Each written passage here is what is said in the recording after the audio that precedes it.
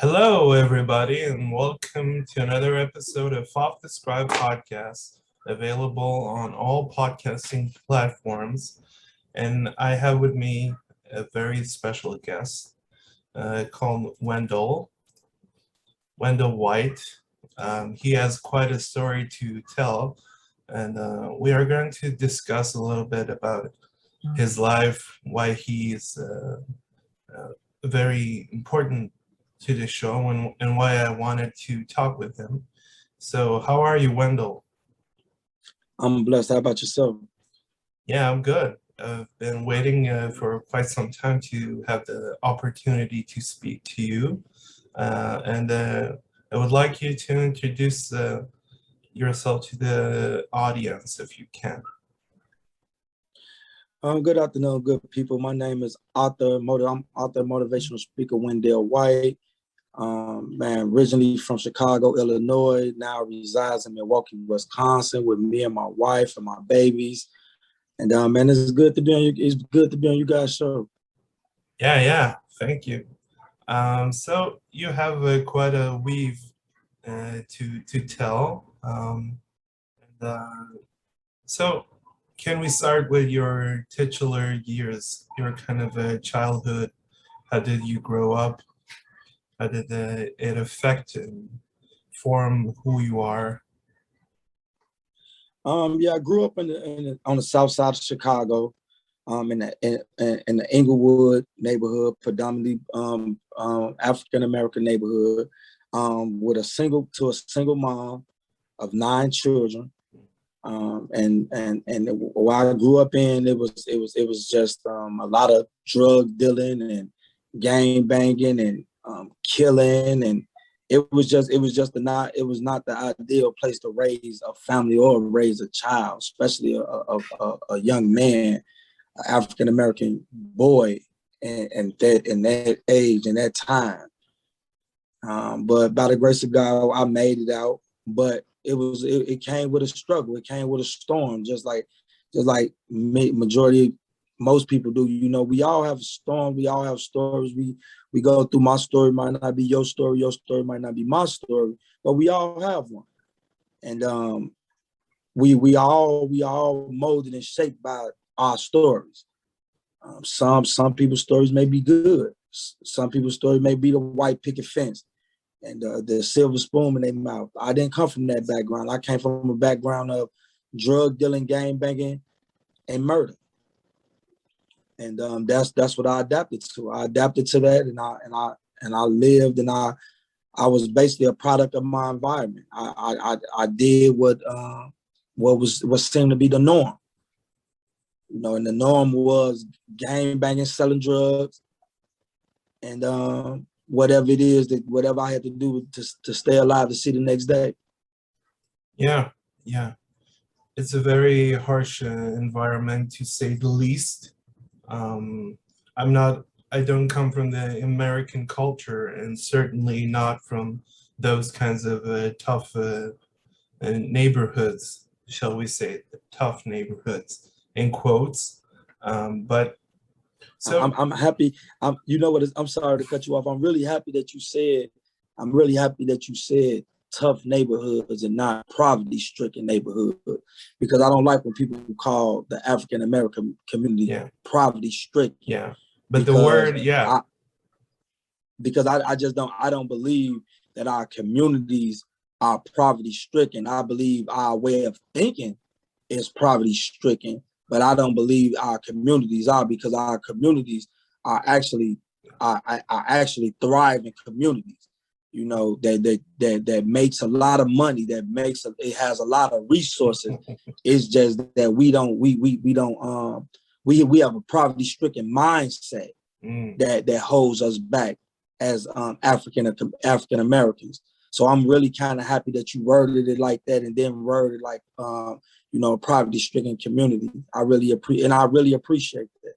Thank you. I could have used the worst one, if I have a worse one for you, which I hate to my very core, which is disenfranchised, which is my least favorite word in the English vocabulary. It just, I don't know who came up with that term, who uses it. It's just downright stupid, I think. And it takes out, it takes out the meaning of the word disenfranchised. It's such a corporate kind of word, Absolutely. yeah. So can you describe to me a bit about your upbringing, whatever you want to include, whatever details that are necessary to tell the story, or you feel that you have to tell. Yeah. Well, like I said, my mom, she was a single mom, raising 9 children on her own, and didn't have a positive male role model around me. The only positive role model that I had around me, that I consider positive, he sold drugs, and he sold a lot of drugs. It was my uncle. And by the time my uncle, I believe he was like between 23 and 25 years old, he was a millionaire from drug money, from drug proceeds, selling drugs on the south side of Chicago, selling heroin. So that was the only positive role model that I had in my life. And just like any young child, like we see kids right this day and age, that's 11, 12, 13 years old, and LeBron James and the Lil Waynes and the Lil Babies and all them are role models. Well, Michael Jordan wasn't my role model. I didn't want to be like Mike. I wanted to be like my uncle.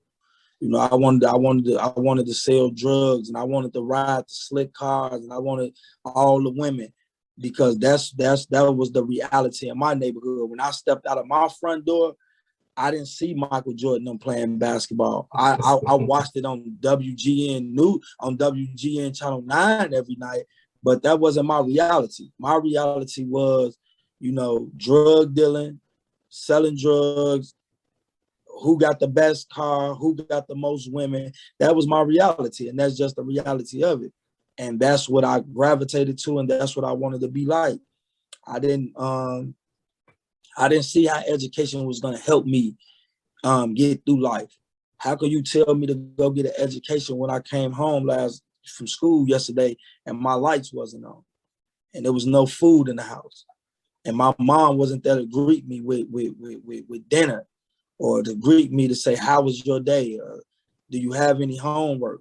So how could you tell me, I'm going to live this American dream that they broadcast on TV every day, when in reality is not in reach for people like me? And it was intended that way, to not be reached for people that was Black and brown people, So like I said, man, it just became part of the family business. It was part of the family business to sell drugs. Everybody in my family sold drugs, from my grandmother all the way down to my mother, So I started selling drugs at an early age. The first time I ever transported drugs, that I ever seen drugs actually with my own eyes, I was like 11 and 12 years old. And I had made a drug run, me and my oldest sister, for my auntie, and took drugs from one side of the city of Chicago to another side of the city to drop off to an oldest cousin of mine. And this was at 10:30, 11 o'clock at night. And you got 11 and 12-year-olds transporting drugs for adults. People that's supposed to be looking after you and caring for you, they putting you in harm's way. But to be honest with you, I didn't feel like I was getting put in harm's way. I felt like I was part of the family business. So Yeah. it was as simple as that, man. It was just, you can't tell me there is an alternative if I've never seen one. How can you tell me that it is an alternative if I've never seen an alternative? You can't tell me to go get an education and go to school and graduate and get an education when I've never seen nobody in my family do that. When I've never seen nobody in my family graduate from high school.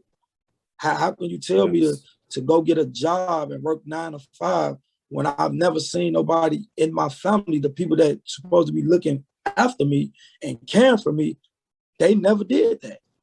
So how they can't even tell me that going to get a job was the right thing, because I've never seen them do it. So yeah, man, and that's what we basically at right now in our society. That's where we are at, especially in America. That's what we are at right now. You know, we in dangerous times right now. You know, in America, man, there's just so much going on with our youth, and it's not because our youth are bad. Because I don't like to call these children bad because they're not bad. They make bad choices and they may make bad decisions, but they're not bad individuals. They're just giving you what they're taught, you know? And it seems that nobody is really paying attention to the things that they're taught, the things that society glorify, you know? If they wanted to, if they really wanted to keep the shooting and things down and murders and things down, why would you broadcast them type of things like that on radio stations? Yeah. When everybody that's on the radio is talking about killing and shooting and killing, why would you broadcast things like that over the radio? You know, why every hot movie that comes out on the theater, it has something to do with killing and shooting, and they promoting this type of stuff. And these are the type of things that our youth is seeing on a daily basis. And when they seeing this type of stuff, how do you tell them that the life that they live in is not right when this is all that you promote? How is it that we live in a world where Al Capone been dead for over almost 100 years? This man's been dead, but we still know about him. You know, that we glorify the Al Capones and the gangsters from the 20s and all these type of people. We glorify this stuff. We glorify the Ted Bundys of the world and Jeffrey Dahmer. How do you know about these people that was executed in the 50s and 60s? That's not history. That's not history that we should even care about keeping. We know about the Ted Bundys of the world and the Jeffrey Dahmers of the world and John Wayne Gacy's, but can you tell me a victim name? Tell me one of their victims' name. But this is the type of society that we have adapted to, and it's just not a black thing. This is a cult. This is a United States problem, because we glorify stuff that shouldn't be glorified, and then you sit these people on a pedestal. But then when you tell them, when people act like these people, then you want to lock them in prison for the rest of their life, or you want to say, you know, they crazy or something. No, it's not that you bred them like this. You bred them off this type of behavior, you know. So with that being said, guys that looks like me and come from the hood that I come from, of the rough neighborhoods with the shooting and the gang banging, it's not that we bad people. It's just that this is the reality that we know. We only know this reality.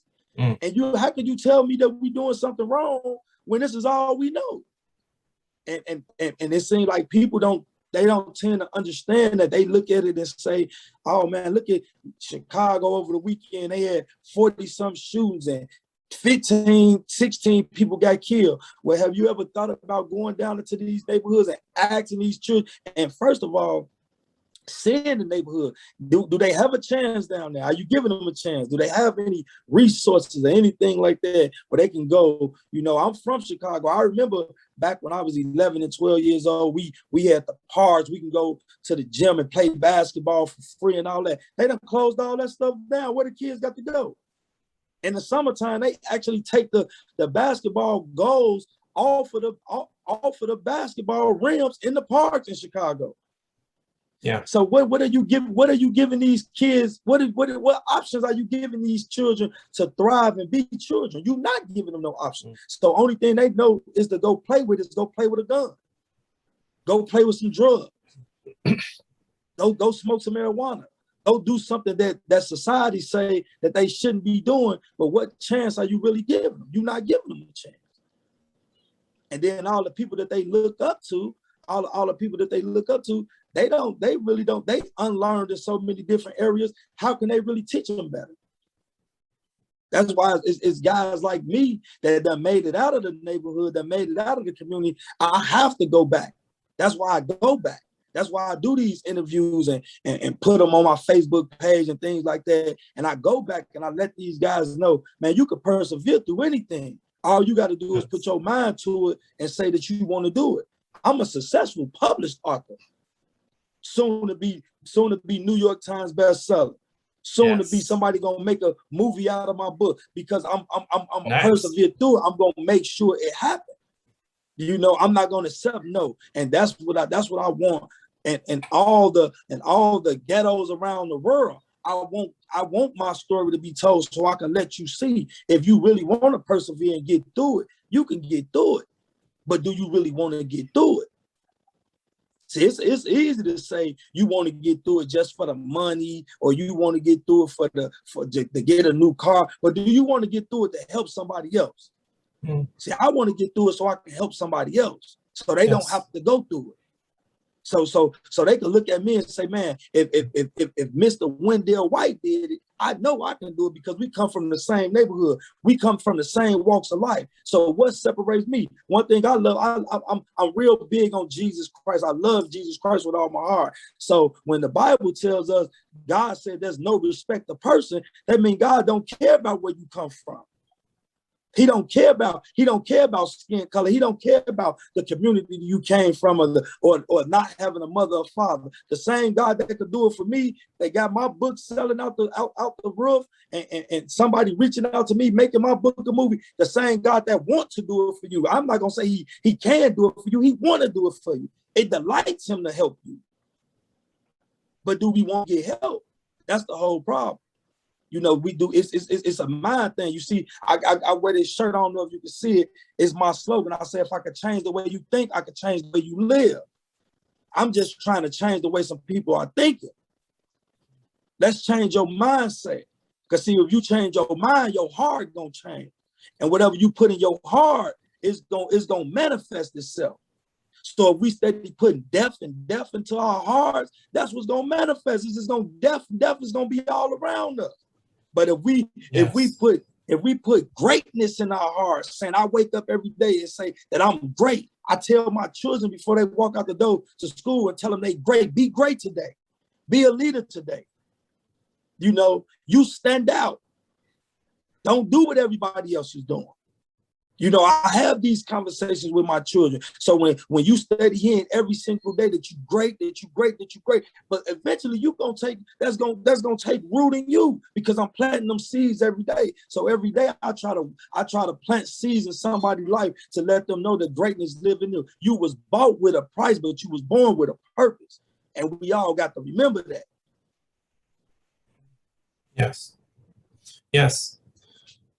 When you see the kind of a glorification of criminals and perpetrators and mass shooters and all those kinds of creeps, when you see that going on in the media, as you said, do you think that maybe the kind of news media or papered media and outlets, they should censor themselves in order to try to prevent potential perpetrators? Or well, I'm gonna tell you like this.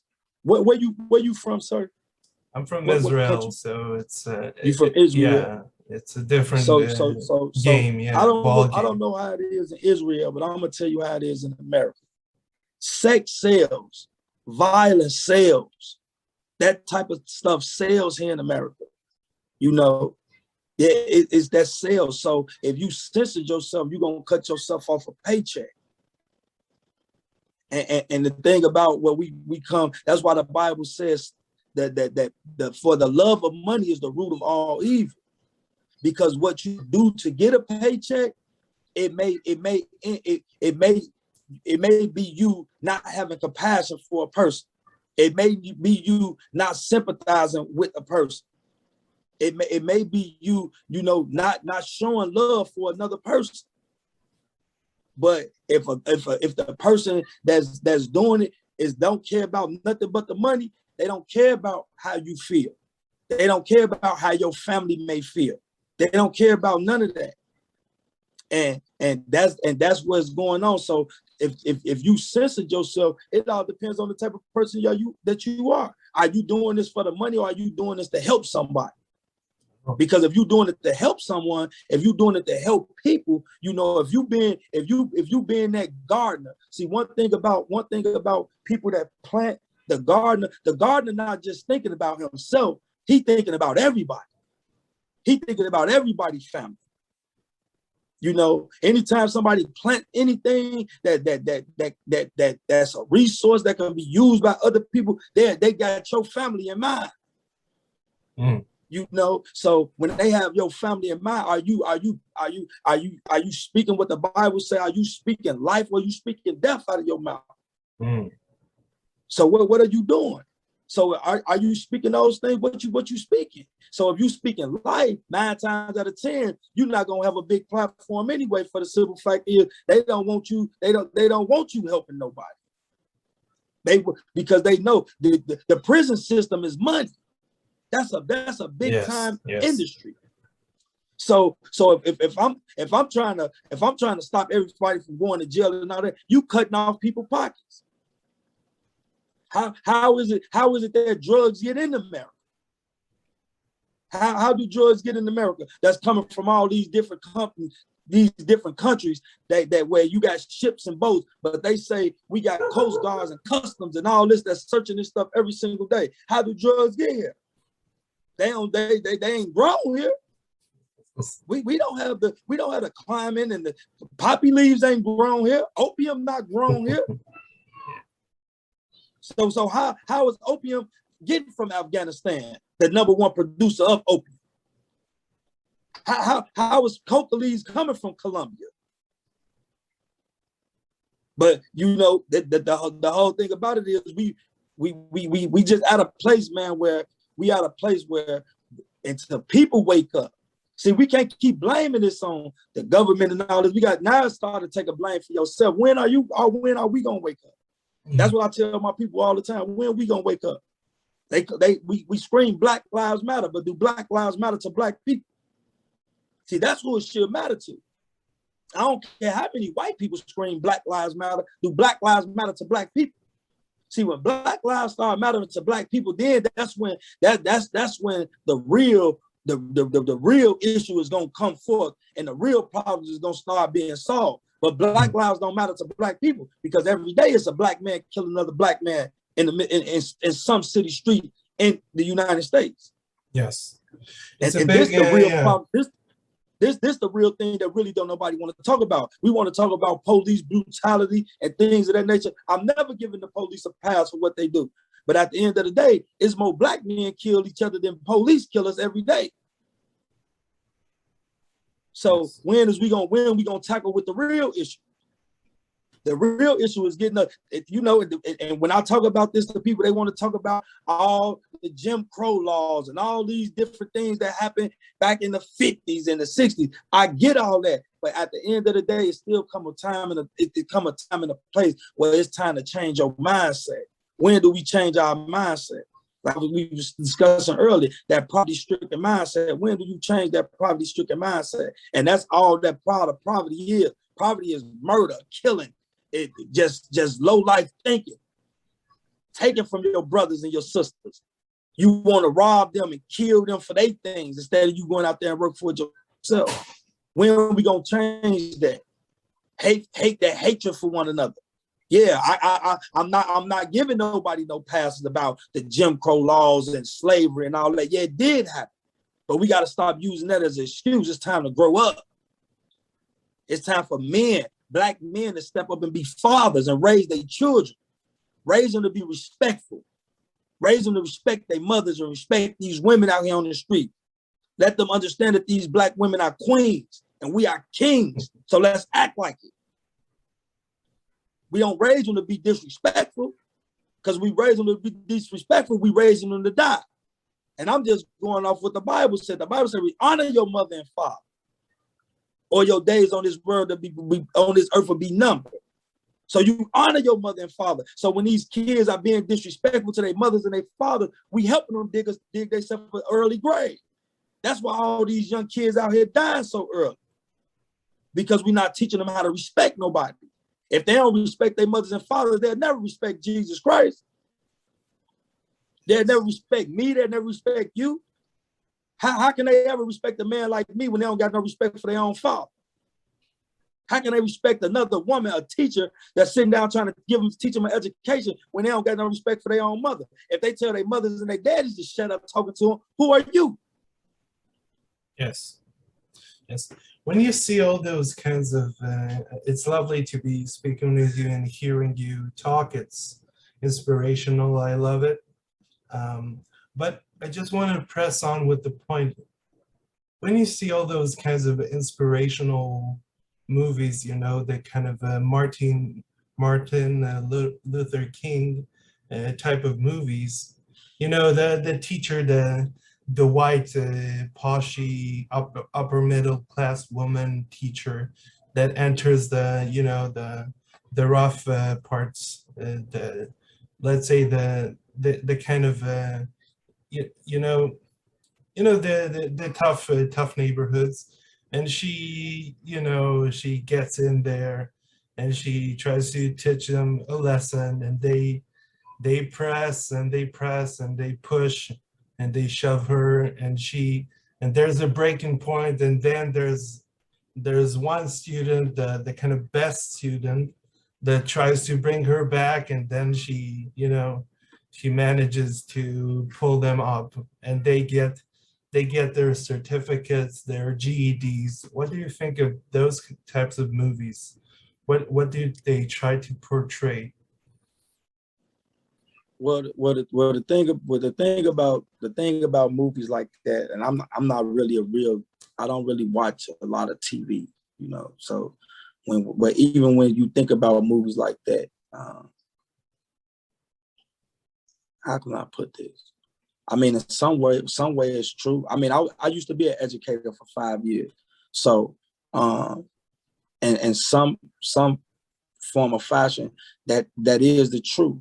But one thing about children that I've come to understand is, and I'm gonna talk about reality, since I was an educator in a classroom for 5 years. Children is never be interested in nothing their parents not interested in. So if their parents not interested in education, they're not interested in education. Yes. It just don't work like that, you know. And when you have those 1 or 2 children that, you know, that's gonna sit down and, you know, raise their hand and do what they're supposed to do, all you got to do is look at they household. Their household is ran different. You know, their parents are different. You know, they all come from the same walks of life, but their parents believe in education. Their parents believe in respect. Their parents believe in morals. Yes. You know, so when I think about stuff like that, think about the movies and things like that. Yeah, it's somewhat of it true. You know, but a lot of it is fairy tale. It's fairy tale stories. It's 1 in a million stories that's gonna happen like that. You know, like graduation rate in the United States is at an all-time low. Like everybody want to be a YouTube success or a TikTok success or a rapper or Instagram model. Yeah. Listen, ain't nobody's talking about they want to go be no doctors and no lawyers and no police officers and ain't nobody talking about that no more in the United States.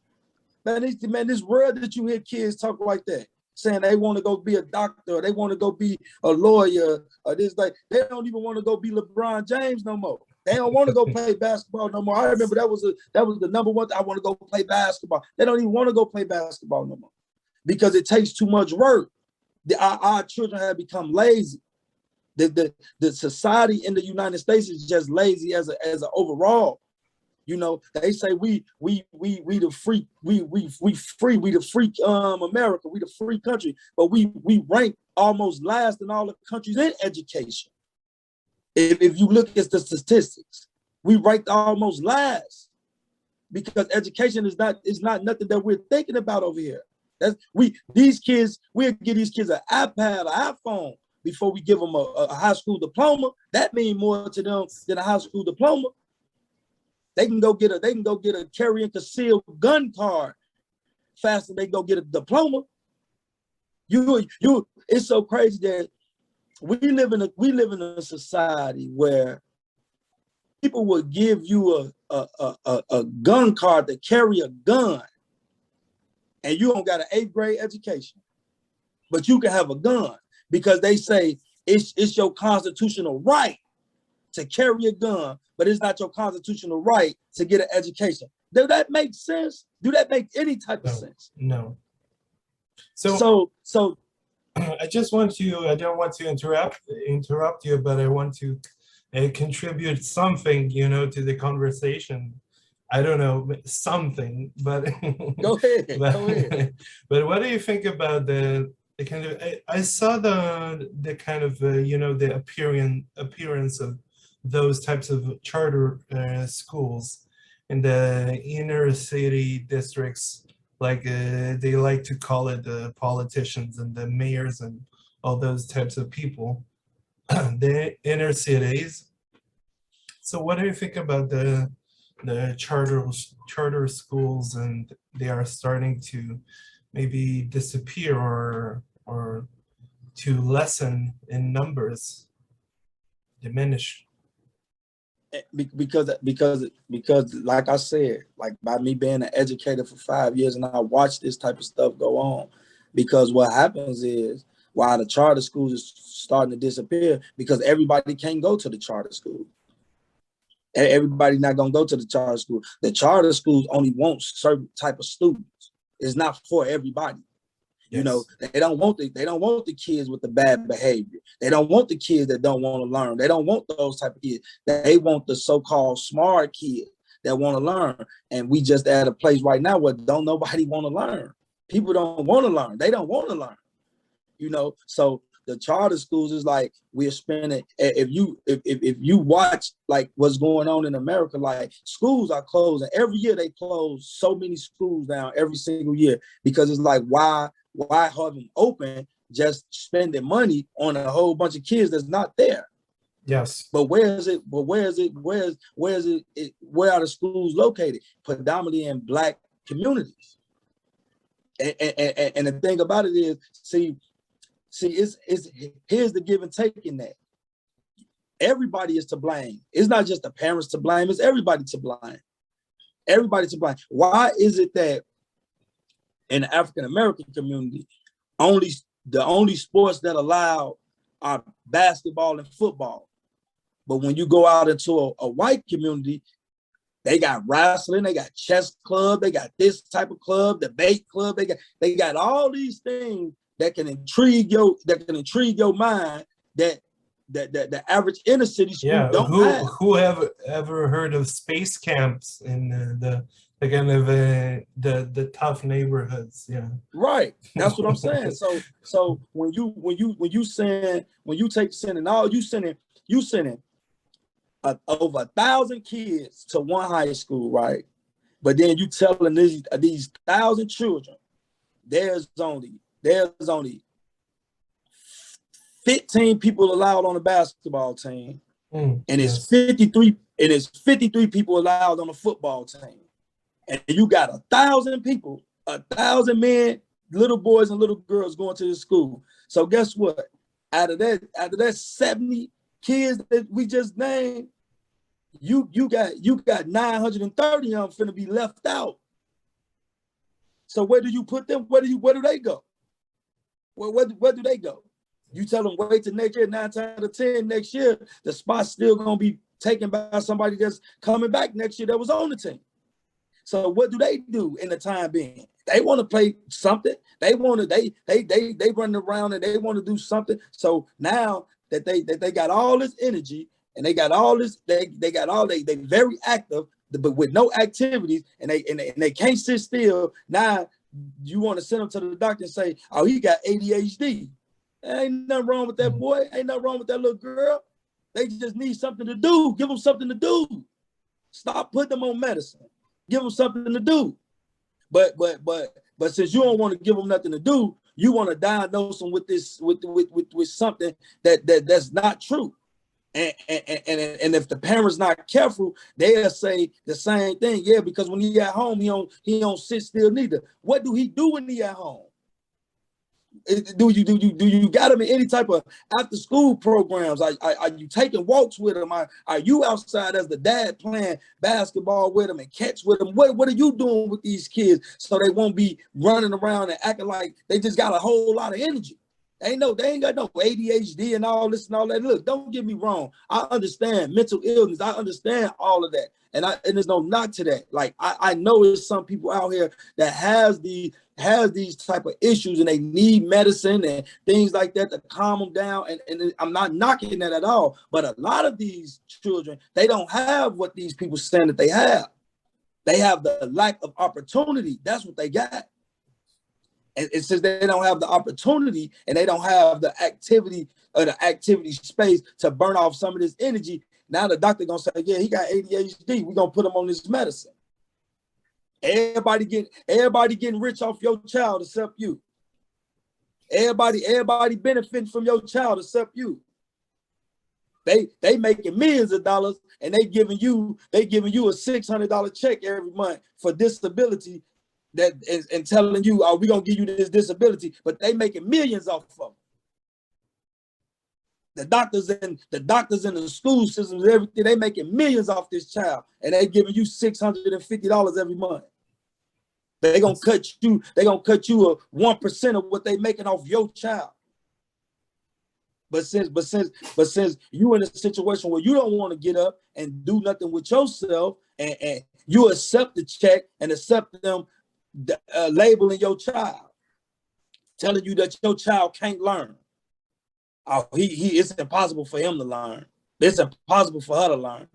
You know why the parents roll with that? Because they really don't want to teach the child. You really doing them a favor. You know, I'm just gonna talk to you. I'm just gonna tell you the right. I'm just gonna tell it to you. It's tight, but it's right. Everybody might not. It could be some people that may listen to this that may be offended. And if this offends you, what it is you probably one of those parents I'm talking about that don't want to get up and give these kids a chance. Listen, me and my wife got 11 children. We have 11 children. Nice. And let me tell you something. The only child that we have that don't work is our baby daughter. She's 10, but guess what? She in all type of programs. She in gymnastics. She in purposely driven women. We got her in programs.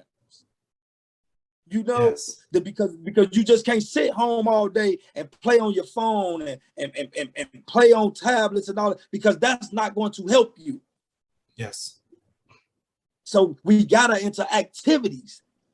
You know, we sit down and we have real conversations with our children. We don't just put them in front of a TV and give them a phone or a game and let the game raise them and let Cardi B them raise them. And there's no knock. It is no knock to them. It's no knock to them. They entertain us. But we at a place in society where children don't know how to dissect entertainment for real life. Yes. They think that stuff that them rappers, them entertainers are doing, that's real life. That's not real life. And if you look at these entertainers, majority of them have real educations. Yes. They've been to colleges and all this type of stuff. They got real educations. They understand credit. They understand, you know, they kids not going to public schools. You know, they putting they kids are in private schools and things like that. They understand this thing, but guess what? They not gonna feed that to these youngsters out here because it ain't gonna make them no money. So they gonna tell these young ladies, you know, go have sex for some money and, you know, do this to a man and all this and all that. But they not telling them, I didn't make it like that. I made it a whole different way. I went and got me an education and I funded myself. Yeah, I probably went and stripped on a pole, but I had a plan. You know, but if they told them that side of the story, they wouldn't be on radio. They wouldn't be on the radio. If they rapped about go get an education, go get a high school diploma, and things of that nature, they wouldn't be on the radio. And the only one that can really pull it off is Michelle Obama, I think. Well, the thing about it, even with Michelle Obama, even with Michelle Obama is only popular to the ones that look at Michelle Obama as an influence. If you don't look at Michelle Obama as an influence, man, she just Michelle Obama. You know what I'm saying? It's just like with LeBron James. LeBron James do so much behind the scenes for African American people. But if you ask the average teenager, your little boy out here, why do they like LeBron James? They gonna talk about everything that got to do with basketball because they don't know nothing else that he does behind the scenes because they're not trying to learn none of that.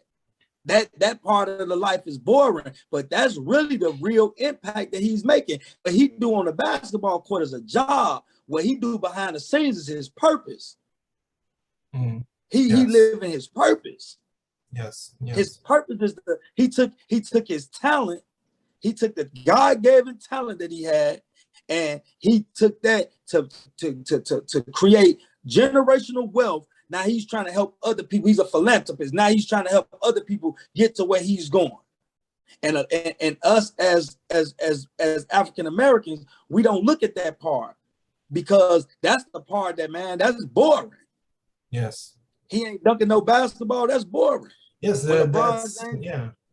I'm sorry to cut you off, but I just want to say that's the same thing like you said about Cardi B. It's the same thing. You want the entertainment. You don't want the thought process. You don't want the hard working career behind the scenes. You want the finished product. You want the cheap plastic veneer of entertainment. Yeah. Because like I said before, like, man, it's just the United States have made everything so watered down that they make it, they tell you 1 minute you don't have to work that hard, but then they tell you have to work extra hard to get to where you're going. But then they give you something else and say, man, oh, you don't have to work that hard. You can go this way. You can go that way. You can go this way. Let's start a reality show. Everybody got a reality show. That's not even reality. You know how many people tune into these reality shows? That ain't even real. How is it reality when they saying stop and cut? Let's do that again. Reality is what we doing right now. Ain't no stop, ain't no cut. We just going how it is. This is reality. What they doing, people don't wake up fully dressed with makeup, with red bottoms on and all this and all that. So you look like that every day? You look like that every day. From 9 o'clock in the morning, when you get out your bed, you look like that. If they ain't showing that, that's not reality. Yeah. Every time I see you dialed all up and you got the jewels on and all this, and they call this reality. So that's not reality. But there's so many people, they look at that type of stuff, man, and they try to live them lives. They try to copy them lives that people living that ain't even their real life. Yeah. And you get what you got. Well, this is what we got. Yeah. So we talked a lot about being your own individual and finding your way in this world and having the opportunity.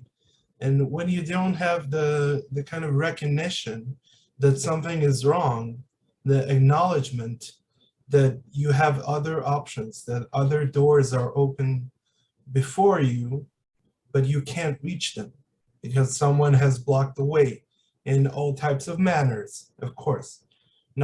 Maybe not maliciously, but unknowingly and unconsciously and without thinking. They just, perpetuate the same thing that happened, that the system pushes out for 250 years, I think. I'm not an historian. I'm not an American citizen, but I feel that this is the kind of way that it's going on. It just takes a different type of, cloak on it. So can we talk real candidly, shall we say, about racism, actually, I think. can we open that conversation up? And how do you think we should go about it or start it? Well, does racism exist? Yes. It's so many different type of racism. It's so many different types, and you have to really be careful, because a lot of people think racism is just got a white hood over your head, or it's a white person calling a black person the N-word or something like that.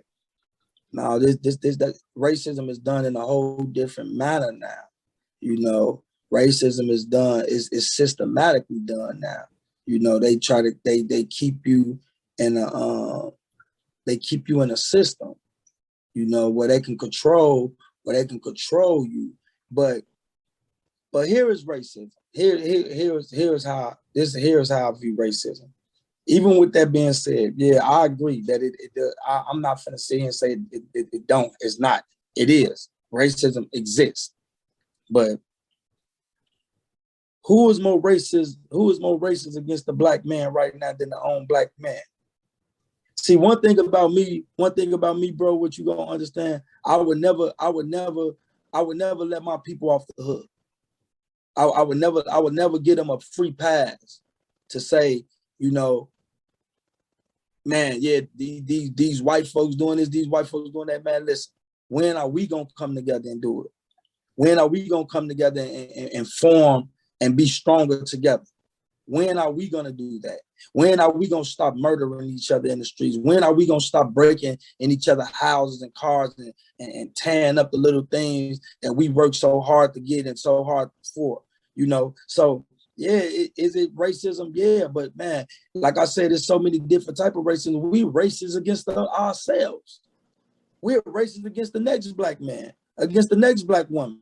We hate because we see somebody else have something.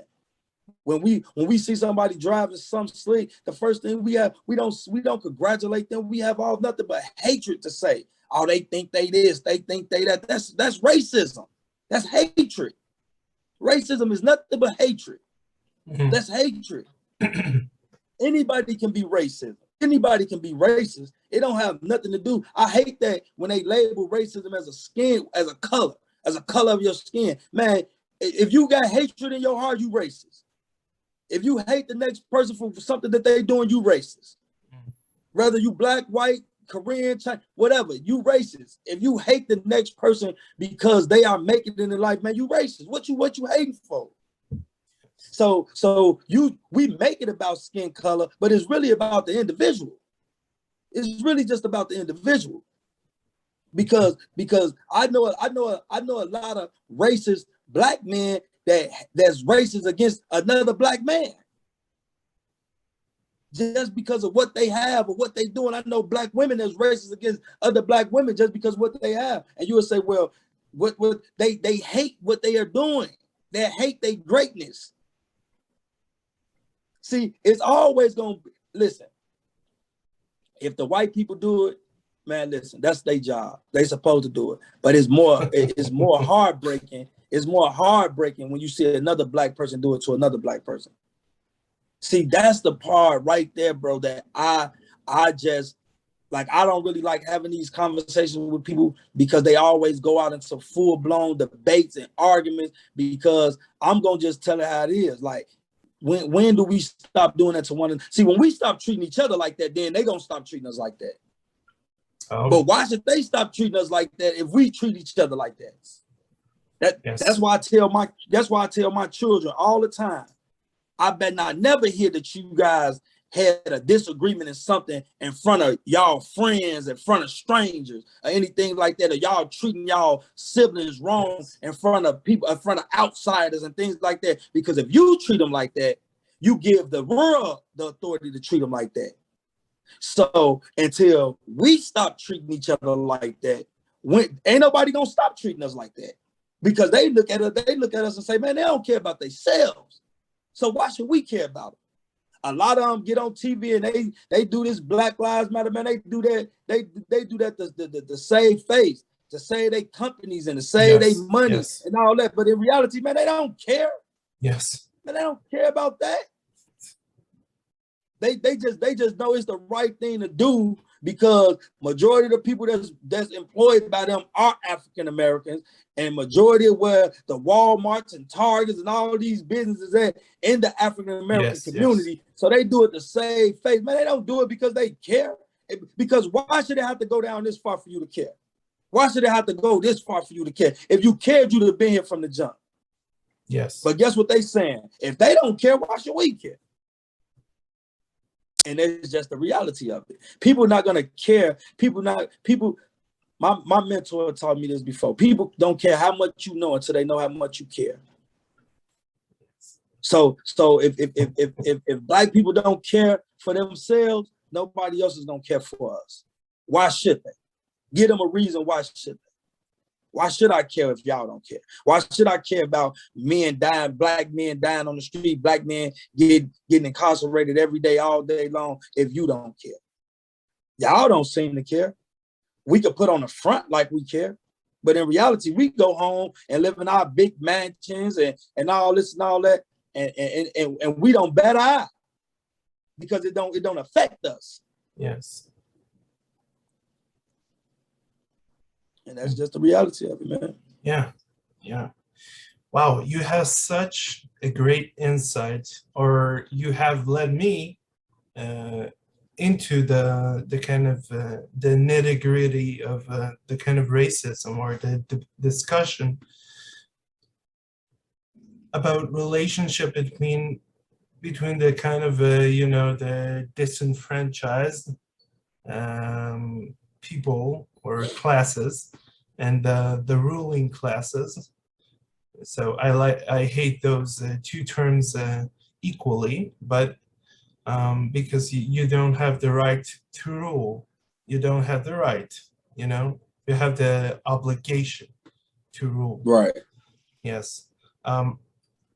So getting back to your personal story, I want to take this as a kind of, a sample, shall we say, or to try to take as an exemplary, okay, of what we're trying to say. So take me back to when you actually started to deal drugs, or you had to deal drugs, and did you ever had any kind of regrets or moral issues about these kinds of dealings?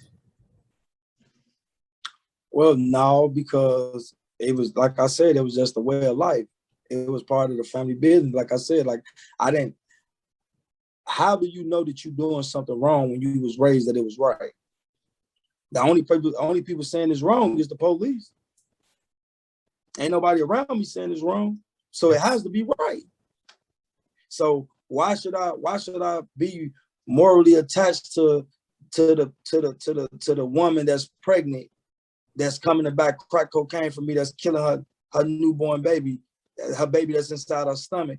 Why should I be morally attached to that when the people that I'm around, the adults that's in the room that's supposed to be loving me, they not morally attached to it? They don't care. They know she pregnant and they selling the drug. I saw them sell her drugs before I started selling the drug.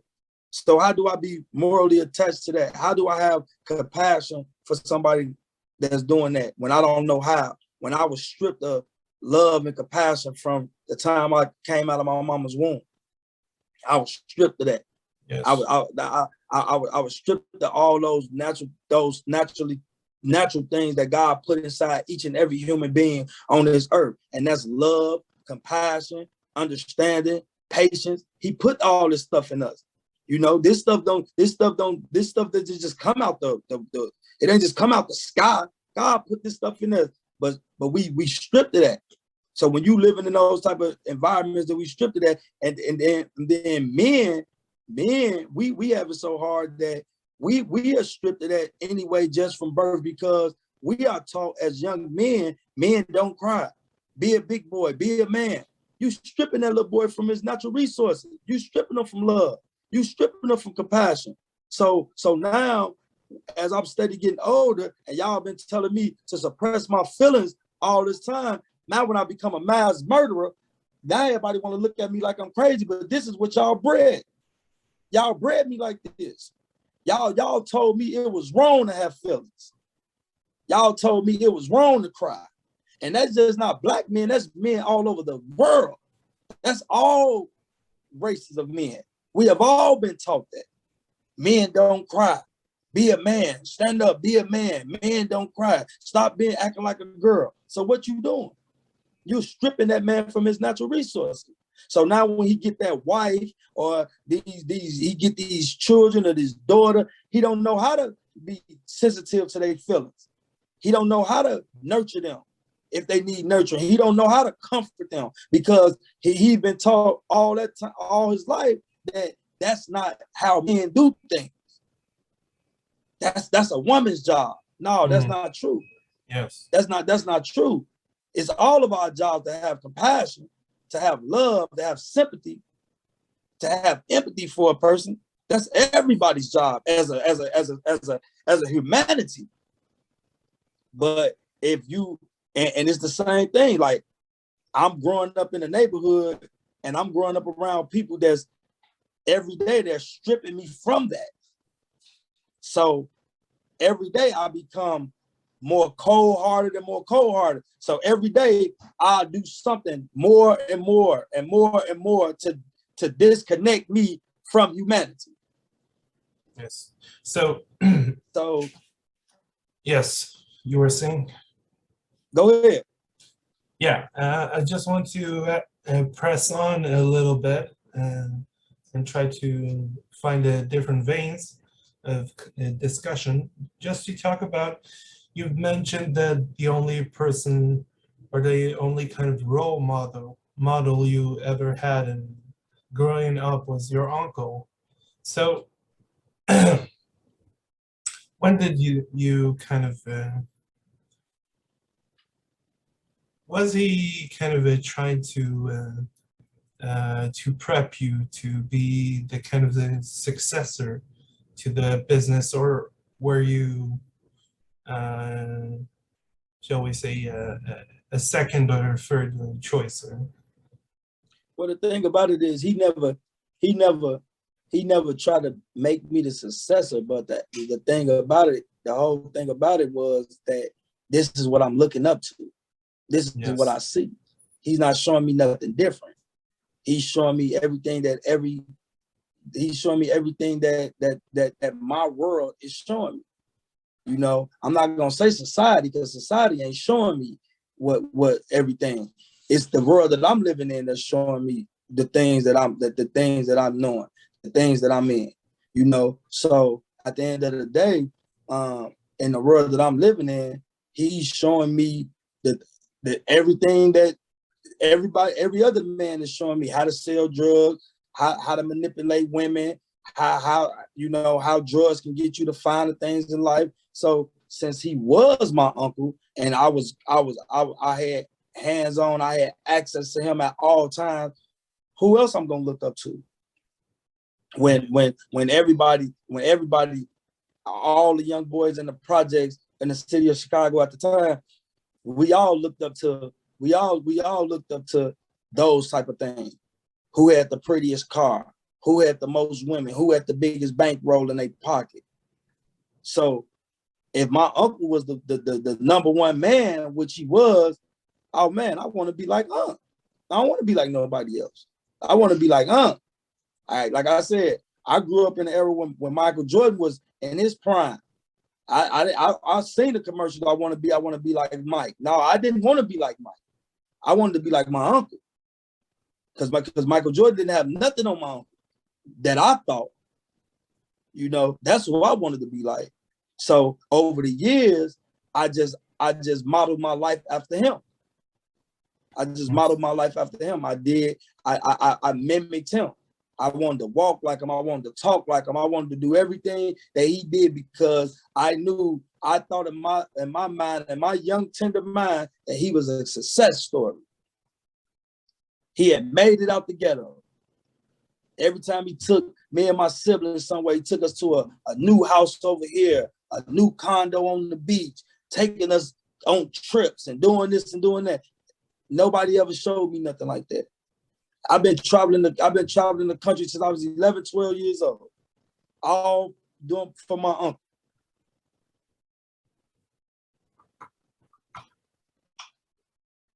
Yeah, you're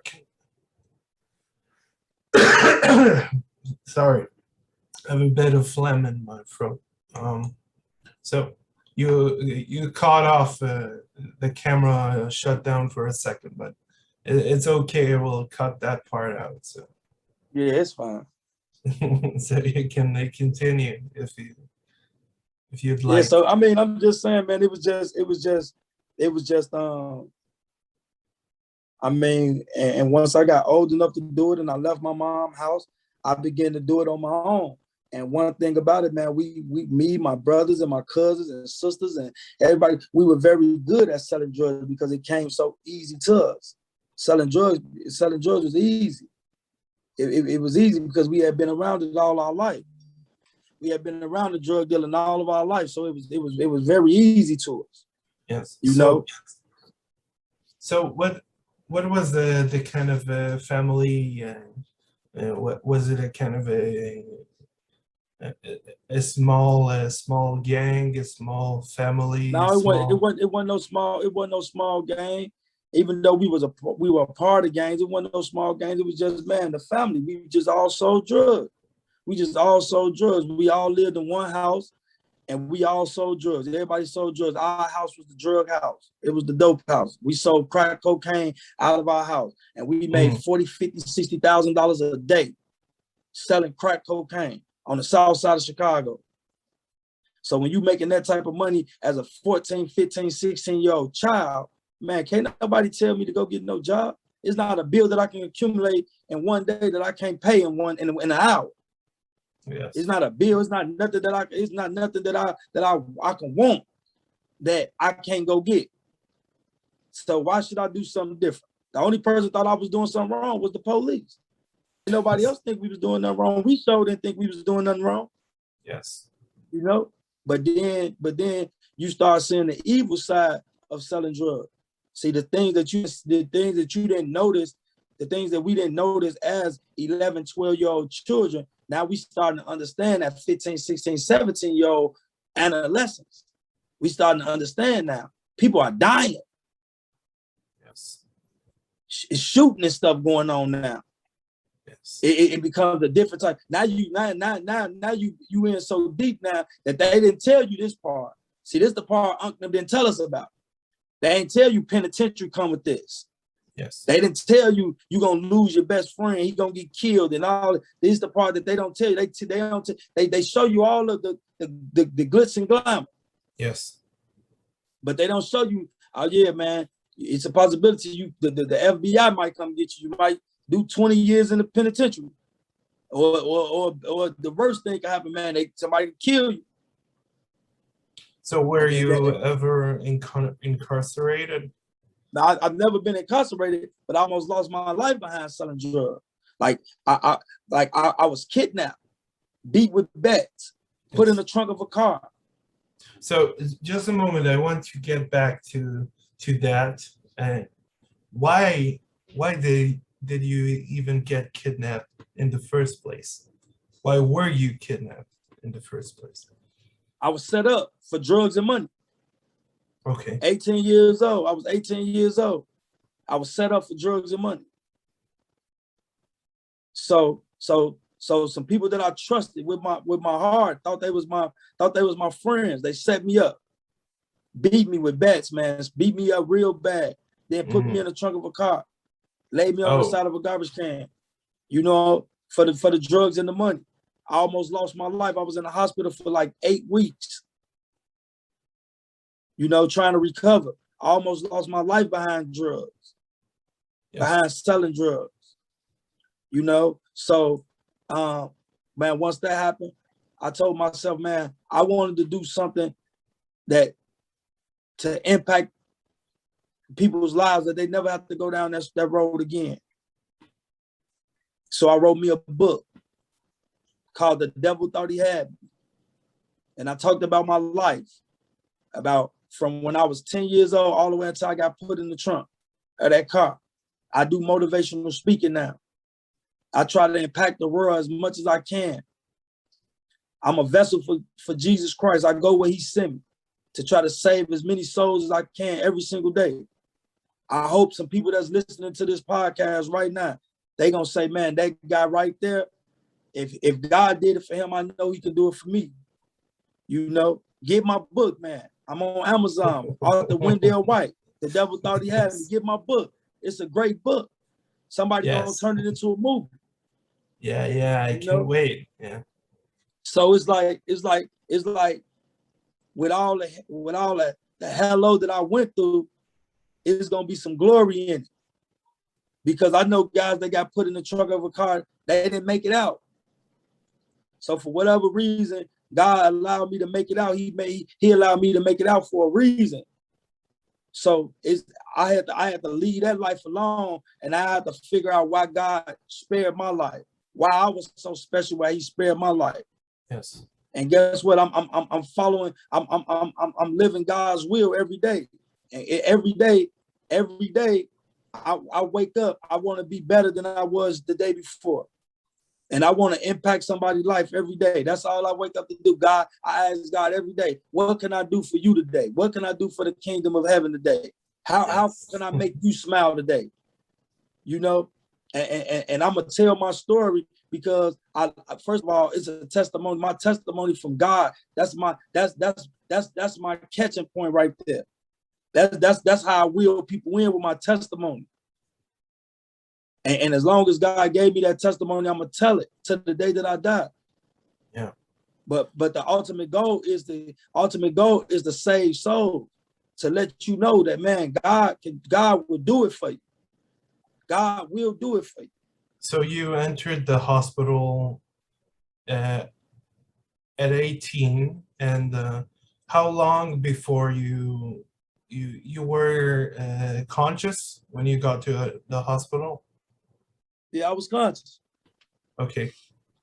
Yeah, I was conscious. Some guys found me in the alley. Some guys walking past, they had laid me on the side of a garbage can.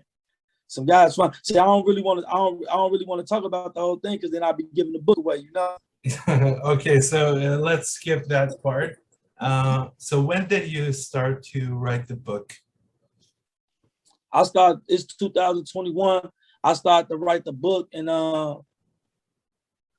believe it was 2017. Oh, so recently, yeah. Yeah.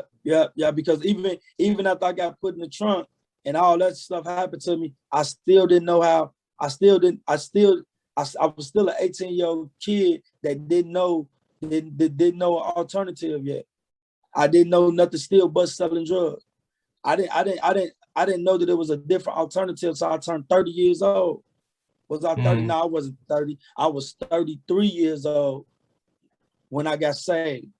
And I moved to Milwaukee, Wisconsin, and I got saved and gave my life to the Lord. That's when I knew it was an alternative, because now God had placed me around men that didn't live my lifestyle.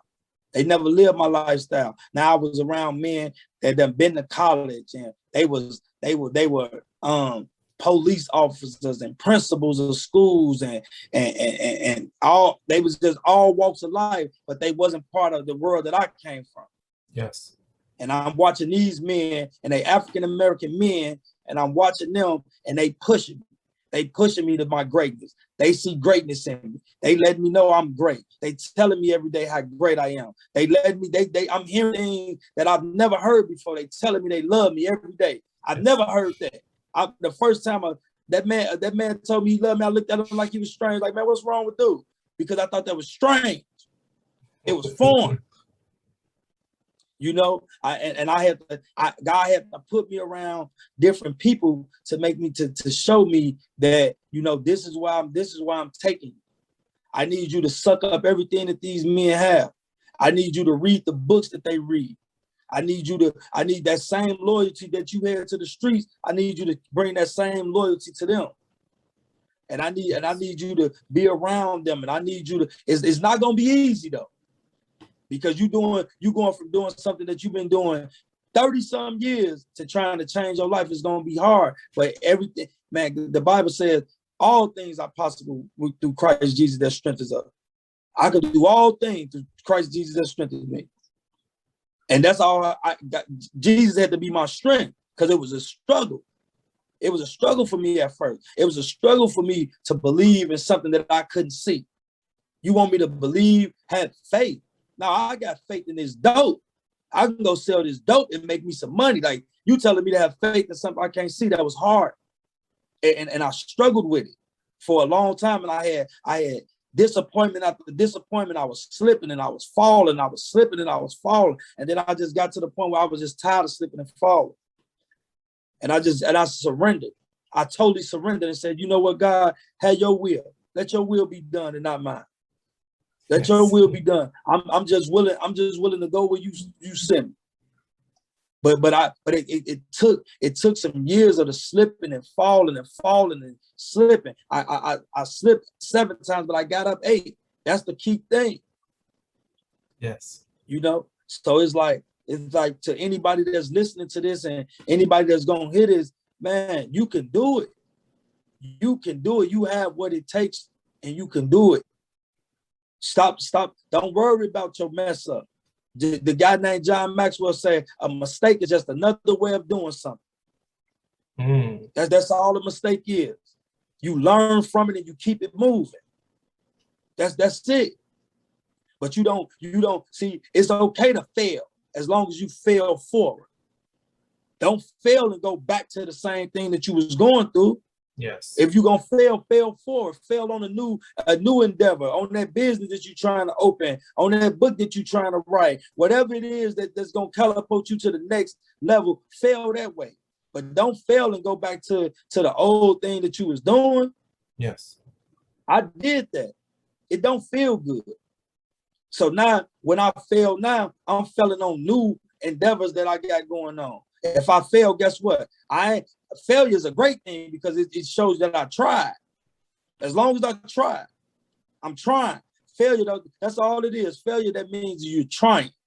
If you listen to all the millionaires and billionaires, they'll tell you they failed more times than they succeeded. But we think failure is a bad thing. People have been telling us all our life, failure is a bad thing. Yes. Failure not bad. It's good for you. Yeah. Well, Wendell, this has been a great conversation, really inspirational. I'm still going to watch all those kind of doco drama and true crime films, even though we talked about the kind of toxic influence it has on society. And I agree totally. But it's problematic. It's the balancing act that I don't see the equation kind of balancing out between trying to improve society, trying to keep the law and order, whatever the hell that means, trying to embrace the fact that we are human beings and we have to get along with each other somehow, in some way, in some capacity, whatever it is.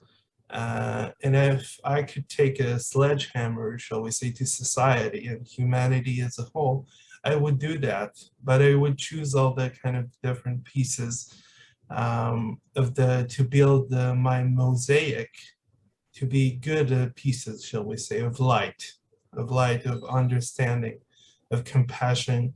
And I think that you and I are the kind of pieces of light that build the mosaic one by one.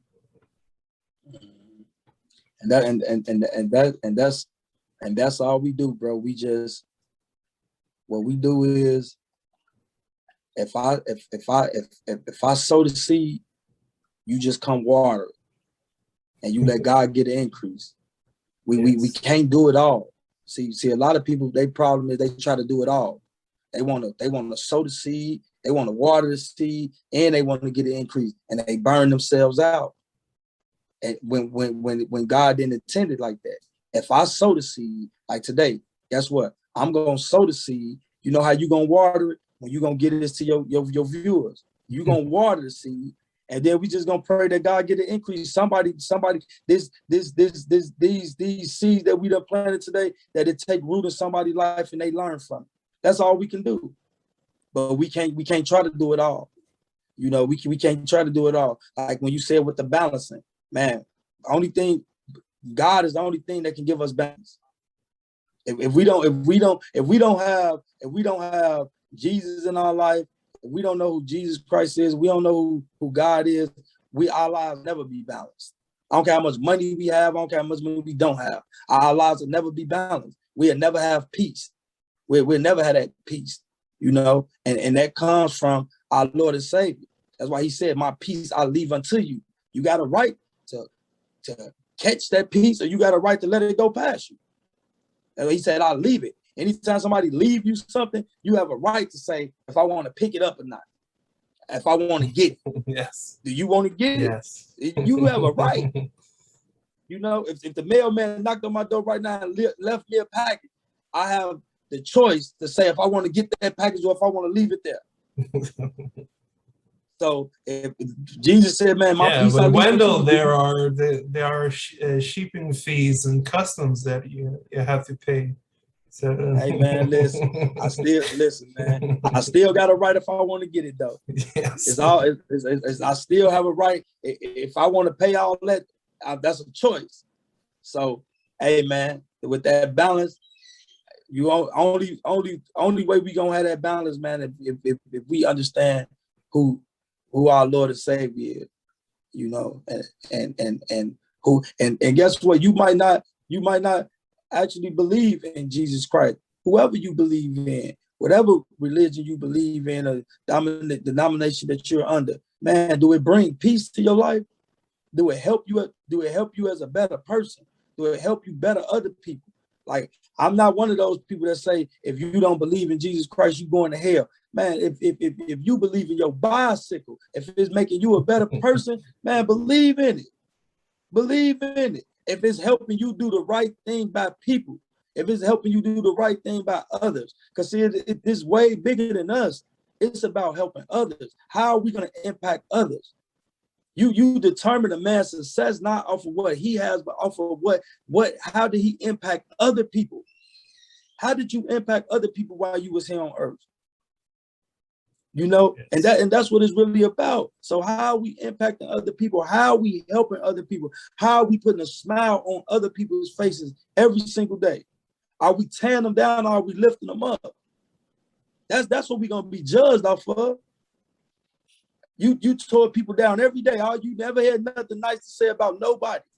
Boy, man, I really appreciate how you just lifted these people up every day. You made them believe in themselves, made them believe that they could do whatever they wanted to do. You encouraged them. You patted them on the back when they did something good, and you did this and you did that. That's what life is about, man. And it's not about the color of our skin and none of that. It's about each other. It's about everybody helping one another. Let's help everybody. Let's help one another. Ain't everybody tired of seeing everybody dying and talking about one another? Ain't society tired of that? I am.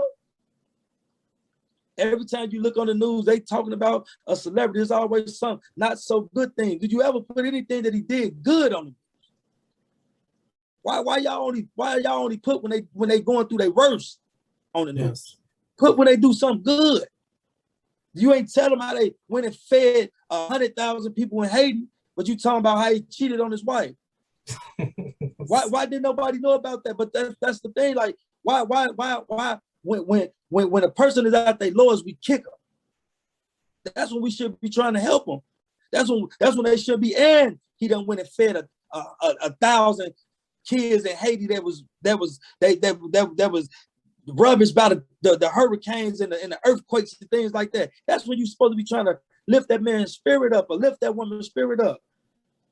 But when soon as we hit a low point, we get kicked. That's what they want to bring all our dirt back on us and all this and all that. That's why, man, I love Jesus. Because when the lady who got caught committing adultery, what did he do? He went down and rode in the dirt and got dirty with her. Where are your accusers? Yes, that's my kind of God, yeah. Yes, he went and got dirty with her. Where are your accusers? Yes, he's sowing a lot of seeds. He's sowing a lot of seeds. We need to start getting dirty with people and stop looking at people like we better than them. Man, let's get on our knees like our Lord and Savior, right? Get in the dirt with these people and come up and say, man, if you not sent, you cast the first stone since you perfect. Yes. Everybody got some skeletons in their closet, but they always want to talk about yours. So, man, I love, man, this has been a great interview, man.